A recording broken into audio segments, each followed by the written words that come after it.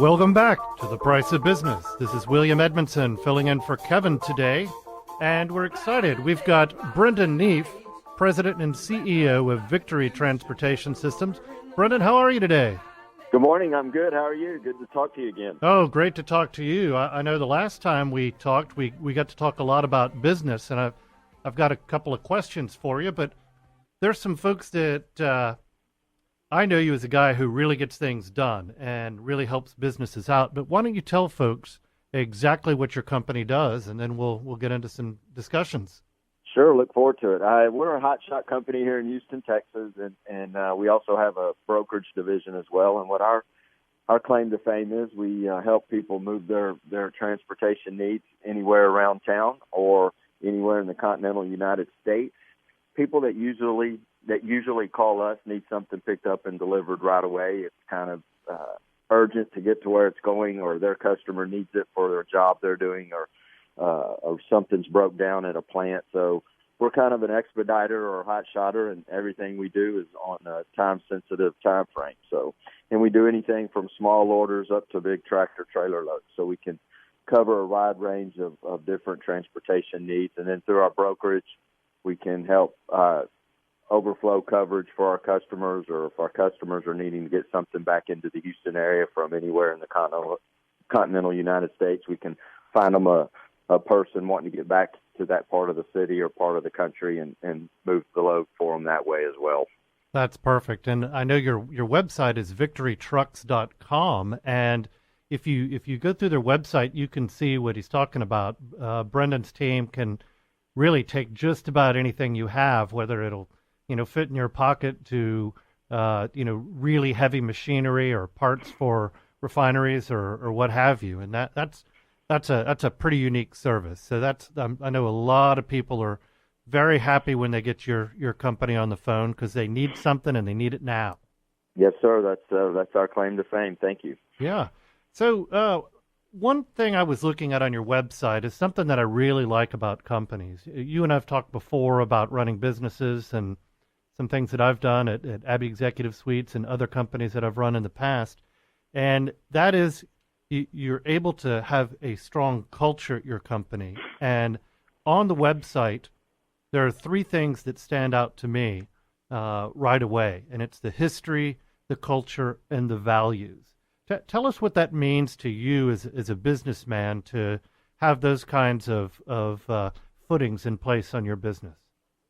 As I started learning more and more about business and how to build an effective organization, because it boils down to the people and your team. Definitely. And so the more you learn that, it's like sports, and sports are always, any kind of sport or any kind of team that they do well. It's because the players have bought into the vision, and the vision is to usually win.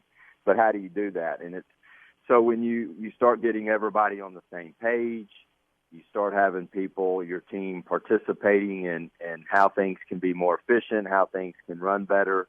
Gets everybody on board. They feel like they have a say.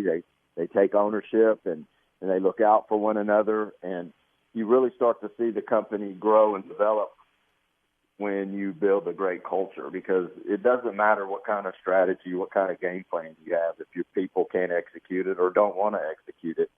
And what I have found is that when you build a great culture, they're excited about the vision. They're excited about the purpose of the organization, and they'll put the company first. And, when you see, sports, basketball, Spurs, San Antonio Spurs, and the Golden State Warriors, in my view, are great examples of a great culture, because they do what it takes to win as a team, and they're not worried about their individual goals or accolades. And so for us, it's really been a driver in our success. Yeah, and that's so refreshing when everyone works together. You can look at teams, and I won't name a particular basketball team, but you can watch some teams and know that they're all pulling together, and they don't care if they are the star in every game. But they're ready to contribute when their name is called. And then you see other teams, and they don't seem to care, or they get in arguments about I didn't get to start, so I'm going to have an attitude about it, and that doesn't get things done at the end of the day. Yeah, and then in playing, it's about winning, and in a business, it's about taking care of the customer. And in our view, that's winning. And so if we're taking care of the customers, or we're getting a chance to get another customer for one of our competitors, well, we look at that as a win. And winning and building a great culture will definitely give you advantage points against some of your competitors, to where teamwork, culture aren't a top priority there. Well, and that's why you guys have been around since 2003. Is you're winning because the customers are voting with their wallets. Yeah, and it shows. And so we focus, we hire for culture, we fire for culture, we make hiring for culture a top priority in the interview process.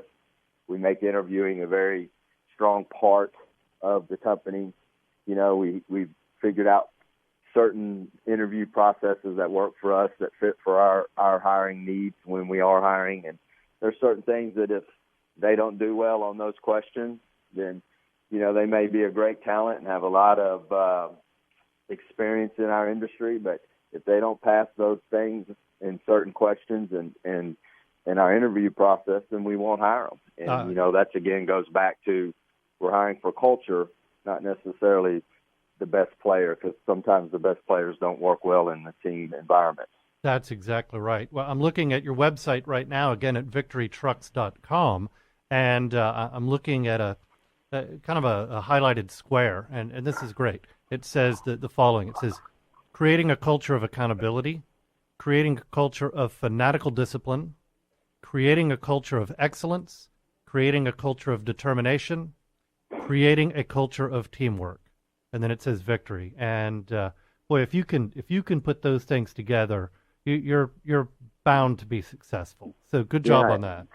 Yeah, and it's amazing too, because when I first got into business, those things weren't important. Those things didn't even come across the radar screen for me. And as you evolve as a leader and as a business owner, and you learn more and you read more, and you start to see that the successful organizations, that's a big part of why they are successful. And so you delve more into the learnings of it and what is a great culture. And then you start building your company around a great culture, and you hire for it. And then you can start to see the transformation, the rise of the business, and it just continues. And even when you have turbulent times, you can get through those challenging and turbulent times much greater with the right culture, because the people on the team, they understand, hey, we're still going to win, but right now we've hit a rough patch and we're going through a rocky time, but everybody stays together, they stay focused, they figure out how they can help to get out of this turbulent time, or what we can do to make it easier for us. So,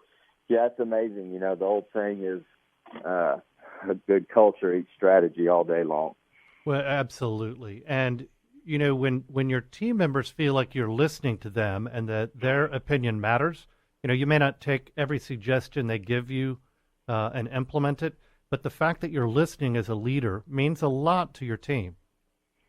Oh, definitely. And you find out, too, once you get your team to be engaging and to put ideas to the forefront, you find out that a lot of them have some great ideas, especially because they're doing it all day long, and they're on the front lines, and they're the ones in the dispatch room all day long. So they're going to have some great ideas. And when you can get over that anybody can have a great idea and create that culture, then you got ideas coming all over the place. And a lot of them turn out to be, good ideas, but then a few of them turn out to be really great ideas that can propel the business in a great way.